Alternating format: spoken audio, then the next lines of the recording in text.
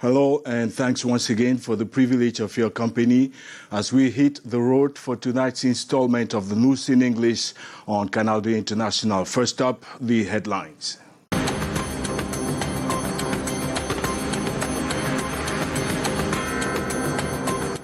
Eyebrows on the rise across the country as reported cases of rape and other sexual abuses witness an unprecedented upsurge, with the sexual predators generally targeting school-going minors.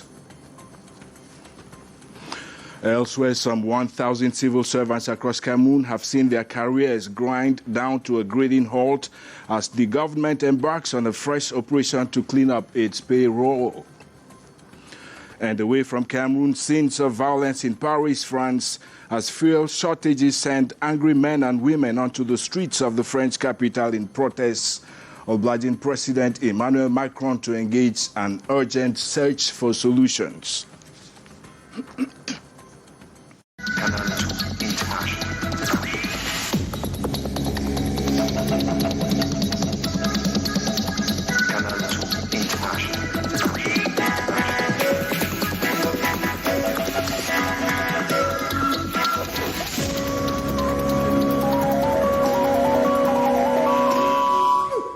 Welcome back, and we flip open our news file tonight on this rather shocking note in which reporter D. Maureen recounts the ordeal of 9 kids allegedly sexually abused in Douala by their very own home teacher. Her probe reveals that the suspect, who is currently under detention, actually operated over the past 2 months at the Besenge neighborhood. A report. This shocking and dehumanizing incident is still on every lip. A man who sexually abused 9 children at their family residence at the Besenge neighborhood in Douala. His victims are still gripped with the fear of the unknown, are all his nephews. According to his cousin, Mohamed expressed unruly behavior at his 3rd year at the University of Douala. He gave the child 100 francs CFA, so he does not tell anyone. He later on undressed the child. The child told us he abused him 2 times. Mohamed is said to have taken advantage of the children as their home teacher and abused them in just 2 months. He threatened to kill the kids if they denounced to just anyone. Traumatized and while expressing their pain as they exchanged at one hidden corner, the children were overheard by one of the parents. She further pushed them to open up. It all started here. My daughter came in, calling my attention that the children have been abused and that 2 of them carried out the acts. I'm still in shock. 2 of my younger brothers are involved. There is own blood. The entire family is in shock. He equally sodomized his 2 younger ones. Our team of reporters were not totally welcome as a panic-stricken family was hesitant to reveal the story. He paid his fees at the 3rd year of the university, but again, he later on abandons everything. He talks and no one can understand what he was saying. I'm in pains, seeing how these children's future has been destroyed. The suspect is presently at the Newbold Central Prison under pre-trial detention. Meantime, the kids have gone back to school after intensive medical care. Elsewhere, and within the space of just 7 days, 2 girls have been attacked and sexually abused in the Douala 3 district. According to police sources, the suspects who have been arrested have been disguising as motorbike taxi riders. Stephanie Chin now presents them to us. The complaints are piling up against PK19, a neighborhood at the Douala 3 municipality considered as a hub for rapists and assaults. A recent case is that of a 17 and 23-year-old young girls who were raped in the space of 1 week. Reports say the alleged rapists took cover as commercial bike riders before defiling their victims in the vast forest of Pécadisneuve. We have registered so many cases of rape, cases of kidnap, all in the Pécadisneuve area behind the prison. He asked me to collaborate and that if I didn't, he would deal with me. That what I see on social media is not a joke. He asked me to leave everything with him. He did what he had to do and cleaned his hands. The suspects have been presented to the public this October 19 by the police, who say they'll stop at nothing to fish out other perpetrators. I'm giving them a serious warning to be very careful. This is just the beginning. If they don't change, we shall track them all down, apprehend, and send them to a higher jurisdiction. The suspects are in police custody as they await trial. Wrap up our focus on the uptick in the number of cases, of course, reported cases. In the majority of the documented reports, the victims have been school-going minors. And experts now warn that in the absence of urgent repressive measures, the trends could snowball out of control. Dean Maureen once again. Psychologists see rape and sexual harassment, especially within the school milieu, is a phenomenon that needs to be addressed squarely. The cankerworm has continued to cause pain to many families. Guidance counselors are worried that if urgent measures are not taken, the situation may spiral to untold proportions. Children are assaulted by their teachers for one reason or the other. Some just out of admiration, some because they have a control over them, because they even threaten them for marks, and others just because they have that supremacy over them. I would say within the school milieu, what is common is sexual harassment of children, which often ends up with the students raping his fellow classmates. Its persistence, according to psychologists and experts, requires attention at every level of society. To ward it off, there must be a strict implementation of punitive actions on perpetrators. Some even most, which is very bad. The impact is that the child is affected to the extent that she no longer concentrates in class. She could hardly pass exams and constantly repeats the class. The child is depressed and has difficulty loving another man. The ministry coming in to sanction them. It could be suspended from school, their salaries even suspended. Children who are victims of rape and sexual violence most often find the experience traumatizing and frustrating.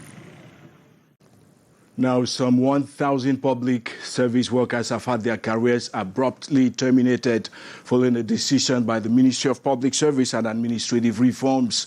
Up next, our Yaoundé Bureau Chief Correspondent Beatrice Ngamo goes in search of the reasons behind the massive layoffs. The victims of this second wave of layoffs from the public service are 56 civil servants and 859 state agents, subject to the Labour Code. The crime of the personnel includes, among others, irregular, prolonged and unjustified absence. Une absence irrégulière, prolongée et injustifiée. Not at their services or place of work, this without permission or proof. The sanction comes after the different procedures according to law, letter of explanation, justification with tangible evidence, and more. Il est fait le constat que vous n'êtes pas à votre poste de travail, saisine du ministre de la fonction publique est faite dans la foulée et on vous invite à venir vous expliquer. The public service is for the state agents like civil servants to serve the public, offering their all at their best capacities. Avec sérieux, avec abnégation, avec assiduité à leur mission, à leur charge, à leur tâche. The initiative by the Minister of Public Service and Administrative Reform, Joseph Lay, is to keep the public service on guard. And the second phase brings to 1,408 the number of public officials already wiped out of the state's payroll as from last year. This in line with the contentious phase of the operation of the physical counting of state personnel.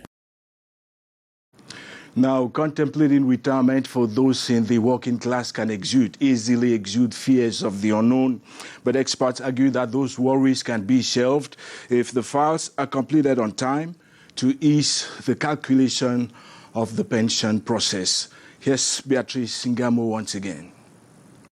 Going on retirement, a nightmare to many civil servants in Cameroon. The process, like chain, long, tiring and even frustrating, needs therefore to better the situation. Manage his career with his ministry, and at the end, he has to go on retirement.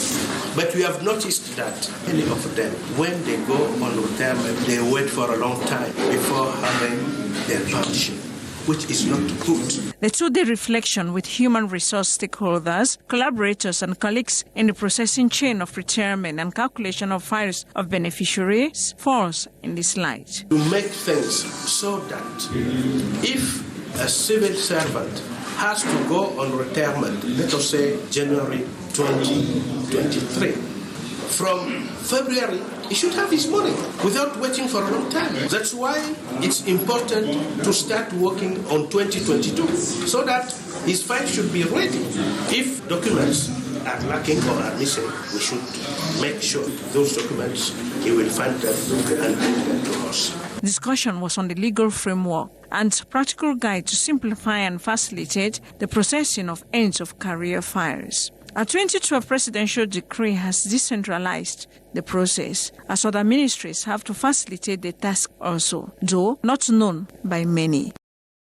Now, as Cameroonians continue searching the nooks and crannies for cooking gas, we have information there's some heartwarming news for residents of the country's capital, Yaoundé, where there are initial signals of a timid return to the filling stations and gas depots of the basic home necessity. Hyacinth Chia once again.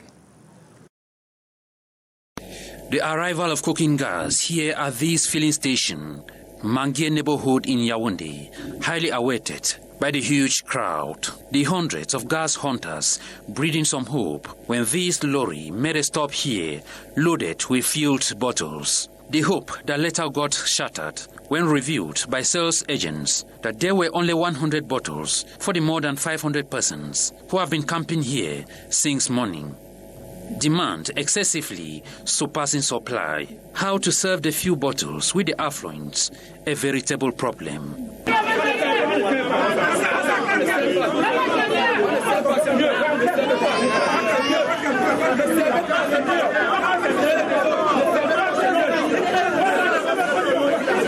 Quick telephone alerts, and many came rushing to grab the basic need. The queue getting longer, with many determined to wait as long as they can to get the substance. Je suis encore là pour quelques heures. Si ça ne donne pas, moi je vais rentrer chez moi. Je ne sais pas comment faire. Meantime, other gas depots in the capital city remain dry. Inhabitants wandering from one corner to another in search of the precious element. Now, you might not know this, but at least 23 Cameroonians perish every year as a result of their involvement in illicit gold mining. Across mining sites in the east region of the country, for example, ignorance of the basics and the rush for quick money easily sends the gold seekers onto death traps. Now, experts are warning that if the government fails to tighten the squeeze on regulations regulating that sector, many more lives could be lost every year as a result. According to Forest and Rural Development for a Better World, FODE, over 205 persons have lost their lives in mining sites of the East and Adamawa regions of Cameroon between 2014 and 2021. At least 23 persons dying every year. In a report carried out this 2022 in 4 sites, Baturi, Kete, Ngura and Betare Oya, the miners are exposed to a number of health challenges. The sector that is really contributing to the degradation of health and safety of this local population. Use of mercury in artisanal gold mining is real, and the impacts are are very high. Though the artisanal and small-scale gold mining attracts huge financial returns, the local population are faced with high risk imposed on them by different hazards. Undercutting of wall pits, collapse of galleries, all these were hazards which resulted in deaths and fatalities in the mining sector. Presenting the report of the studies this Wednesday, October 19 in Yaoundé, the experts urged Sonamin, the state's mining and control structure, and the concerned ministries to embark on massive sensitization of the public against the ignorance. And now, according to the National Strategic Plan for the Control and Prevention of Cancer across Cameroon, some 16,000 people are known to be suffering from the ailment nationwide. Now, oncologists say early screening remains the best option to help curtail the devastating impacts of the disease in the human body. Here's Kejang Henry Atembe. Cancer is the second leading cause of death worldwide, with 10 million people known to die every year. And as the world commemorates World Cancer Day, medical oncologists are worried about the surge. Hinged on what is known as Pink October, dedicated for the sensitization, screening and treatment of cancer, many people answered the call by the Douala Oncology Center to know their status. The earlier you diagnose cancer, the better. We can manage it sometimes, like cervical cancer, we can manage it if it's discovered early. We can manage it without even chemotherapy or radiation. We might just use something to freeze the tissue and take it out. Many families are grieved with the passing away of their loved ones who suffered from the pains of cancer. It's so painful. And this happened to us, that was in 2021 when our son passed away. He suffered a lot going through cancer, and we saw him die. And it's not an easy thing looking through that. But oncologists are clear that early diagnosis is important to prevent the disease. The screening primarily is for breast cancer, but we will also screen men who want to be screened. We can screen them for prostate cancer. According to the National Strategic Plan for the Prevention and Control of Cancer, 15,700 people are known to be suffering from the disease in Cameroon. Now, according to experts, the industrialization process in Africa remains rather slow and timid, and the bottlenecks include corruption, red tape, and difficult access to financing. Proponents of the Continental Free Trade Zone have been meeting in Douala and proposing solutions to turn around the situation for the continent. Sherifa Saleh reports. Underdevelopment of the middle class, low income, high criminality, corruption, huge debts, lack of capital and skills are some of the factors hindering the process of industrialization in Africa. Faced with these shortcomings, stakeholders of the continental market have proposed solutions that will be contributing to an economic resilience and sustainable growth. This was during a forum on the challenges faced by Africa's continental free trade area that took place in Douala. The experts are out to look for alternatives to the current economic model through the rehabilitation and strengthening of available infrastructure to avoid being dependent on the outside. With a market of 2 billion consumers projected by 2030, Africa needs to develop its small and medium-sized enterprises, which constitute the backbone of its economies. For this to work, African heads of states are now expected to implement the recommendations validated in Douala after several days of work and exchange of experience, so that African countries and the Central African sub-region in particular can be more competitive in the continental market. And on our foreign page tonight, we take you over to Paris in France, where shortages of fuel have provoked protests as people pour out into the streets of the French capital to demand steady supplies. Observers warn the situation could get even worse if trade unionists step onto the picture. Here is Stephanie Chin. French President Emmanuel Macron is facing the biggest challenge of his second term as long-running oil depot and refinery blockades create fuel shortages. Transport workers join the strike for higher wages, and the government prepares to force its budget through parliament without a vote, unable to find a compromise with the opposition. The left-wing CGT union on Tuesday voted to extend stoppages at several oil refineries and depots operated by the French energy giant Total Energies, as they demanded an immediate 10% pay rise to counter the cost of living crisis and a share of companies' profits amid the surge in energy prices heightened by Russia's invasion of Ukraine. The 3-week strike continued to disrupt fuel distribution across the country, particularly in northern and central France and the Paris region. Across the country, 28% of petrol stations were out of fuel. Amid anger at the government ordering certain refinery and oil depot strikers off the picket line and back to work, regional train workers and bus drivers across France joined the movement for a day-long strike over wages on Tuesday. There was disruption to regional train networks and buses, including local train services to the Paris suburbs. Some school staff also went on strike, as well as nuclear energy workers. According to the European Union statistics agency Eurostat, French inflation has hit 6.2%, which is the lowest among the 19 countries that use the euro currency. Stephanie Chin there, replacing the lead on tonight's edition of the News in English on Canal International. More news coming your way at 19:15 French with Alain Ghislain Kanga. And if you missed out on anything on Canal International today, rush on to our websites and our social media platforms. You can have a chance to catch up. Meantime, stay safe, stay blessed. We'll catch you around tomorrow, same time. Bye-bye.